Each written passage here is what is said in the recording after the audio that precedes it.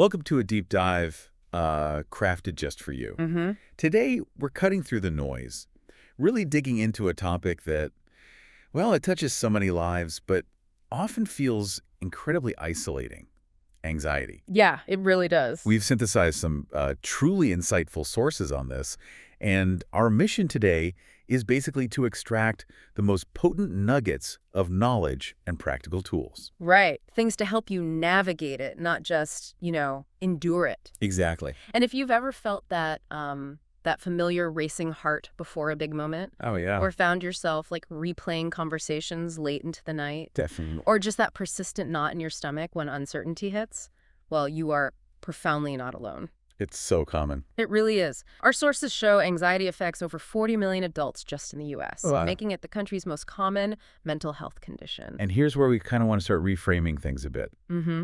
Anxiety isn't some character flaw, right?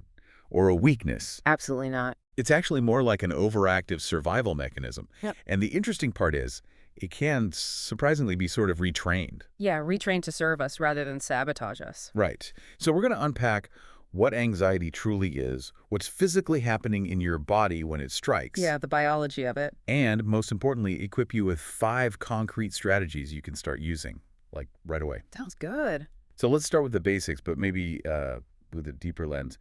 What exactly is anxiety? Well, our sources describe it as your brain's ancient alarm system, basically working overtime. An alarm system. Yeah.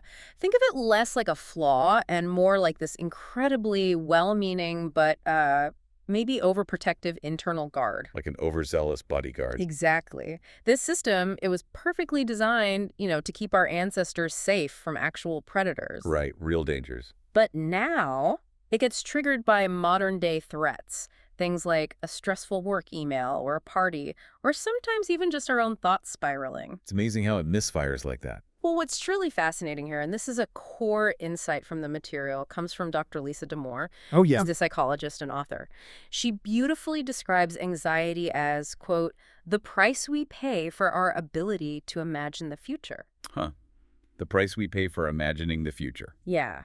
And if you connect that to the bigger picture, it suggests that the very same cognitive processes that can, fuel our anxiety, they also power our creativity, our planning, our problem solving. It's like a double-edged sword, isn't it? That's a really powerful way to reframe it. It almost makes it useful in a way. Potentially, yeah. Or at least understandable. But it makes you wonder then, if anxiety is so tied to this useful ability to imagine, how do we tell the difference? Between just normal worry and something more problematic. Exactly. Like, when does it cross the line? Okay, so our sources give us 3 key factors to look at. Okay. First, intensity. Is the feeling, proportional to the actual threat? Right. Or is it, like you said, a fire alarm for burnt toast? Exactly. Second, duration. Does it stick around long after the stressor is gone? Like, Yeah. it just keeps you on high alert. Fingers. And third, impact. This is a big one. Is it genuinely interfering with your daily life? Your work, relationships, your goals. So intensity, duration, impact. Oh. Those are flags. Those are the key things to watch for, yeah. Okay. So let's shift gears then. What's actually happening inside us, physically, when that alarm bell rings? Right. So when your brain perceives a threat, and remember, it could be real danger or just like a tight deadline. Does it matter to the brain? Doesn't really matter to the initial response. It triggers the fight or flight response. Your sympathetic nervous system, think of it like your body's accelerator pedal. Okay, gas pedal. Right. It kicks into high gear, floods your system with stress hormones, adrenaline, cortisol. Ah, famous ones. The famous ones. And that's why your heart rate shoots up, your breathing gets shallow and rapid, muscles tense up, even your digestion slows down. Because your body's preparing to. To run or fight. Literally. Yeah. Diverting resources to survival. It's astounding that our brain, this incredibly complex thing, can't tell the difference between, I don't know, a charging tiger and that looming deadline. The initial physical response is basically identical. Wild. And this really helps us understand why just telling someone who's anxious to just relax, Yeah, never works. it often falls completely flat. Their brain is literally prioritizing these primal survival instincts over logical thought. It's like trying to reason with someone in full panic mode. Pretty much. It's like telling a car to stop when its emergency brakes are already slammed on, Yeah. So this then raises a really important question. How does anxiety feed on itself? Yeah. How does it create that feeling of an inescapable spiral? Ah, the spiral. Yeah, our sources describe this cycle. It usually starts with a trigger, right? Or maybe just the thought. Okay. That's immediately followed by those intense physical sensations we just talked about, the racing heart, the tight chest. Mm-hmm. But then what happens next is crucial. Catastrophic thinking kicks in. Okay, define that. It's interpreting those normal physical sensations as proof of imminent danger. Like, my heart's racing, I must be having a heart attack. Or, I feel shaky, I'm definitely going to fail this presentation. Got it. So the thoughts amplify the feeling. Exactly, which then ramps up the anxiety even more. And what often happens then? Avoidance. Avoidance. You try to escape the situation, causing the feeling. And that feels good temporarily. Right. Relief. Big relief. But ironically, that temporary relief reinforces to your brain that the situation was actually dangerous. So it confirms the fear. Precisely. Which makes the anxiety even stronger the next time you face that situation or even think about it. Wow. There's a vivid example in the material, isn't there, with Sarah? Yeah, the presentation example. So Sarah feels her heart race before a big presentation. Okay, normal nerves for many. Could be. But instead of just noticing it, she thinks, oh no, I'm going to mess up completely. Everyone will laugh. I'll lose my job. Catastrophic. Right. Worst case scenario thinking. Totally. These thoughts intensify her physical symptoms.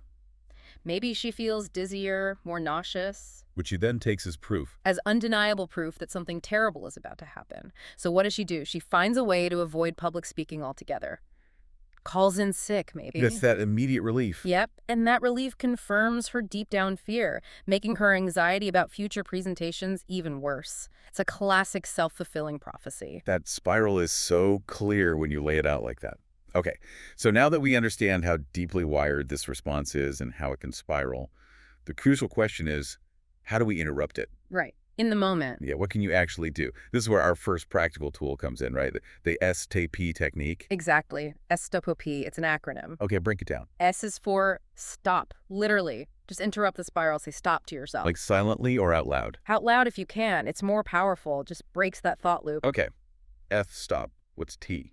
T is for take a breath. But not just any breath. A deep, belly-expanding breath. The diaphragmatic breathing. Yes. That deliberately activates your parasympathetic nervous system, the rest and digest system. It's like hitting the brakes on the anxiety response. Okay, stop. Take a breath. O is for observe. Notice what you're thinking and feeling, but without judgment, like you're a curious scientist. So not, oh no, my shoulders are tense, this is awful. Yeah. But more. More like, okay, I notice my shoulders are tense. Interesting. I notice I'm having worried thoughts about tomorrow. Just acknowledging it. Detached observation. Oh, Okay. yeah. And P. P is for proceed mindfully. Ask yourself, what do I actually need right now? Not what the anxiety is screaming, but what do I need? And then what's one small manageable step I can take? Not solving the whole problem, just one tiny step forward. I like that. Stato P. Stop. Take a breath. Observe.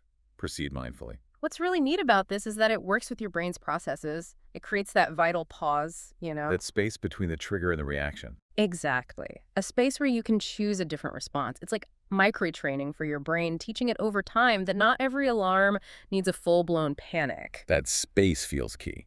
And building on that, getting present, the next tool tackles that directly, right? Especially when the mind is just spinning with what ifs. Yeah, the 5-4-3-2-1 grounding technique. This one's great for pulling you out of future tripping or past ruminating. Okay, how does that work? Super simple, really. You just use your senses to anchor you right here, right now. Okay. You name 5 things you can see around you. Just look around, notice details. 5 things I see. Then 4 things you can touch. Feel the texture of your clothes, the chair beneath you, whatever's nearby. 4 things touch. Got it. Then 3 things you can hear. Listen for sounds, near and far.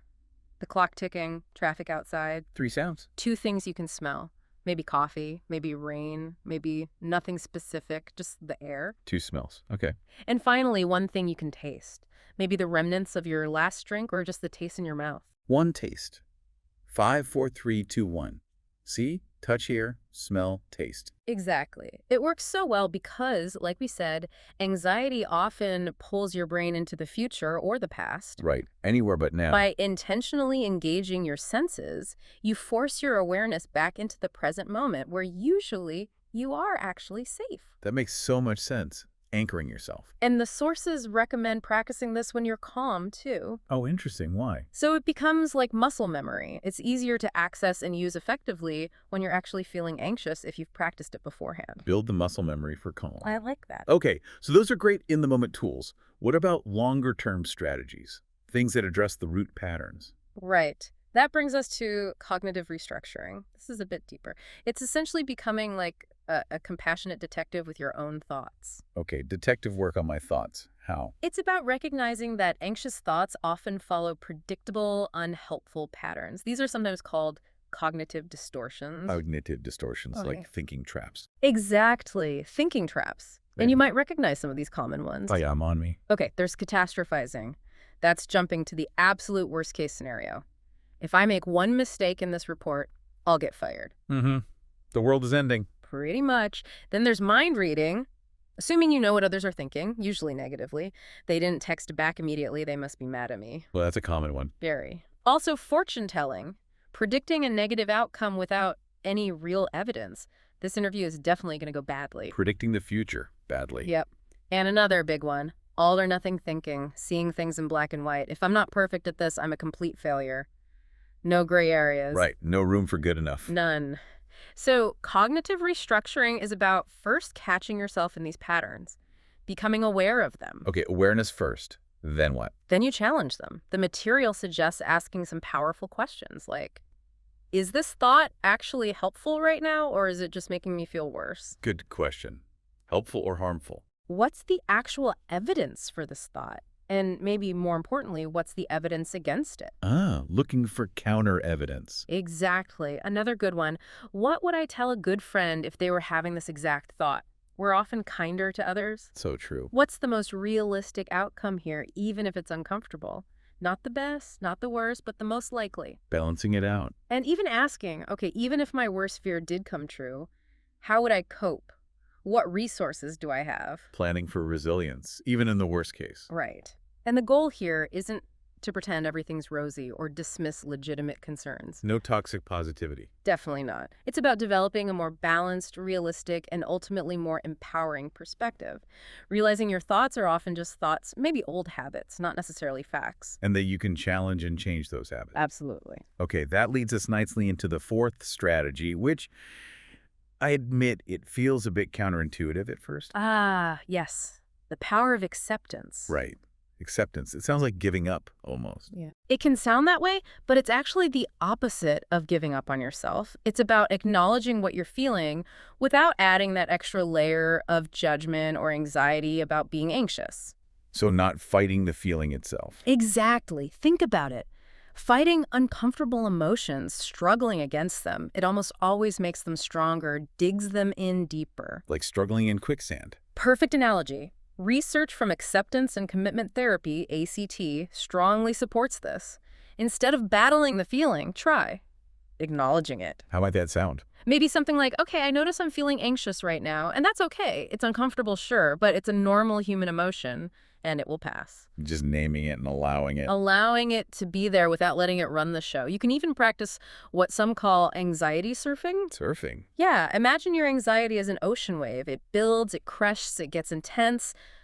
But if you don't fight it, if you just sort of ride it, it naturally subsides on its own. Instead of trying to build a dam against the wave. Precisely. It's about creating this inner space for the feeling to just be and then move through you. Not getting swept away, but not fighting it either. Acceptance and anxiety surfing. Got it. Okay. Okay, finally, strategy number 5. This sounds more like long-term prevention. It is. It's about building a resilience toolkit. This isn't about specific fixes for an anxiety spike, but about creating a strong foundation. Making yourself less vulnerable to those spirals in the first place. Exactly. Strengthening your overall well-being so anxiety has less grip. And the toolkit includes some fundamental things. Sleep. Prioritizing good sleep hygiene is huge. Our sources really emphasize this lack of sleep and anxiety, create this vicious cycle. Oh yeah, they feed each other badly. Totally. Then movement. Even just a brisk 10-minute walk, it's not just about fitness. It actively helps your body metabolize those stress hormones like cortisol. Burns off the stress chemicals. Burns them off and releases mood-boosting endorphins too. Win-win. Okay. Sleep, movement, what else? Breathing practices, regularly doing techniques like box breathing, inhale for 4, hold for 4, exhale for 4, hold for 4. That can actually retrain your nervous system over time, making it less reactive, calmer overall. So practicing calm breathing when you're not anxious helps when you are. Definitely. Also, mindfulness and meditation, even just 5 minutes a day, can build that observer muscle we talked about. Watching thoughts instead of getting caught in them. Right, like watching clouds drift by instead of being swept up in the storm. Connection is another big one. Social connection. Yeah. Isolation fuels anxiety. Having people you can talk to honestly who really listen without judging, that's a crucial buffer. Makes sense. And the last one. Boundaries. This is key. Learning to say no to things that drain you and yes to things that nourish you. That's not selfish. Not at all. It's essential self-preservation. It's anxiety prevention, really, protecting your energy. Sleep, movement, breathing, mindfulness, connection, boundaries. That's a solid toolkit. It builds that foundation of resilience over time. Okay, these tools are fantastic, but it's really important to talk about when self-help might not be enough, right? Absolutely crucial. While these tools are incredibly powerful, sometimes professional support is needed. And that is completely unequivocally okay. It's not a failure of the tools, it's just that sometimes we need more support. So what are the signs? When should someone consider reaching out?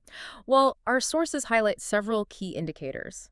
Like if your anxiety is significantly interfering with your work, your relationships, or just your daily functioning. Okay, the impact factor we talked about earlier. Exactly, but persistently. Also, if you're having panic attacks regularly, if you find yourself increasingly avoiding situations because of the anxiety, your world starts shrinking. Right, avoidance becoming a major pattern. If you're using substances, alcohol, drugs, whatever to cut with the anxiety, that's a red flag. Using it as a crutch. Yeah. If you're having any thoughts of self-harm, definitely reach out immediately. That's a critical point. And finally, maybe you've genuinely tried these self-help strategies consistently and they just haven't provided enough relief. It's okay to need more. It's more than okay. It's smart. And there are effective treatments out there, right? Therapy works. Highly effective, evidence-based treatments. Things like cognitive behavioral therapy, CBT. Which helps change those unhelpful thought patterns we discussed. Precisely. And acceptance and commitment therapy, ACT, which focuses more on accepting emotions while committing to actions that align with your values. Living your values even with the anxiety. Exactly. And sometimes medication can be a helpful part of the picture too, often in combination with therapy. The main point being, seeking help is a sign of strength. Absolutely. Strength and self-awareness, not weakness. Okay, so to help people put all this into action, the sources suggest a simple plan, right? Not trying to do everything at once. Yeah, that would be overwhelming in itself. The idea is to start small and build. So what's the recommendation? Maybe this week, just commit to practicing the STOP technique whenever anxiety bubbles up. Just focus on that one tool. Okay, one tool for 1 week. Manageable. Then next week, add the 5-4-3-2-1 grounding technique. Practice it when calm, use it when needed. Now you have 2 tools. Building a toolkit. And maybe the week after that, start gently questioning those anxious thoughts. Use some of those cognitive restructuring questions. Layering the skills. Exactly. Build these skills incrementally. Don't expect perfection overnight. Because managing anxiety is a skill, isn't it? Totally. Right. And like any skill learning and instrument of sport, it takes consistent practice. Yeah. And you have to be patient with yourself, compassionate. Absolutely. Some days will definitely smoother than others. That's completely normal. It's part of the process, not a setback. That's a great reminder. Be kind to yourself through it.